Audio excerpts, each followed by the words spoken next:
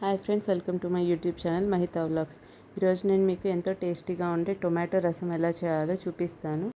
ముందుగా టొమాటోలు ఒక 3 తీసుకొని దాన్ని ఘాట్లు పెట్టుకొని దాంట్లోనే చిన్న నిమ్మకాయ అంత చింతపండు, కొంచెం ఉప్పు వేసుకొని దాంట్లోనే ఒక గ్లాస్ నీళ్లు వేసుకొని బాగా ఉడికించుకోవాలి.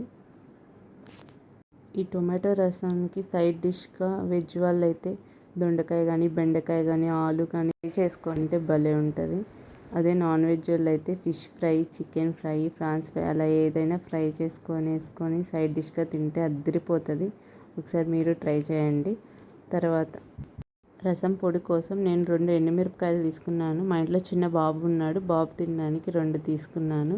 మీకు కారం తినేవాళ్ళు ఒక 4-5 తీసుకోండి.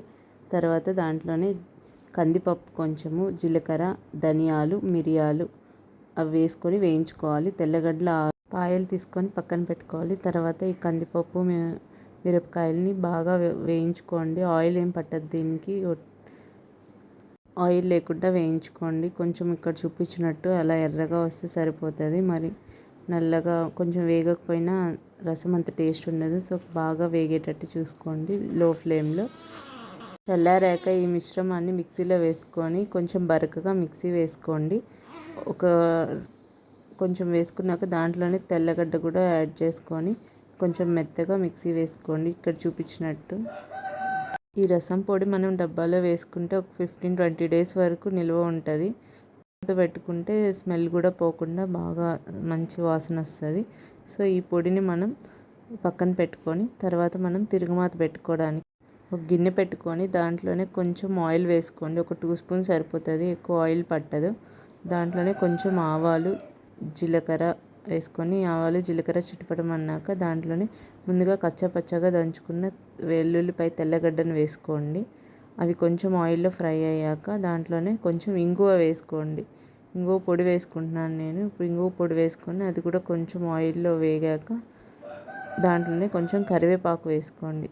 మీ దగ్గర పుదీనా ఉంటే అది కూడా ఈ స్టేజ్లో వేసుకోండి.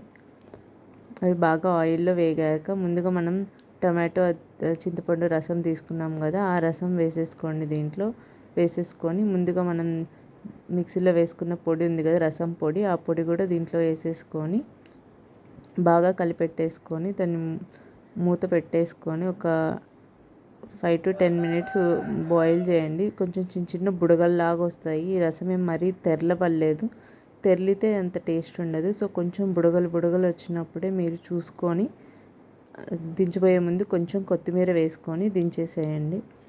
అంతే, ఎంతో టేస్టీగా ఉండే టొమాటో రసం రెడీ అయిపోయింది. ఇది చాలా సింపుల్ అండ్ ఈజీగా ఉంటుంది. సో అందరూ టొమాటో అవన్నీ పచ్చిగానే చేసుకుంటారు, కానీ ఇలా బాయిల్ చేసుకుంటే మాత్రం చాలా టేస్టీగా ఉంటుంది. ఎక్కువ టైం కూడా పట్టదు. సో మీరు ట్రై చేయండి. మీరు ట్రై చేసి మీకు ఎలా కుదిరిందో నాకు కమెంట్ చేయండి. ఈ వీడియో మీకు నచ్చినట్లయితే please like, share and subscribe to my channel. Thank you for watching.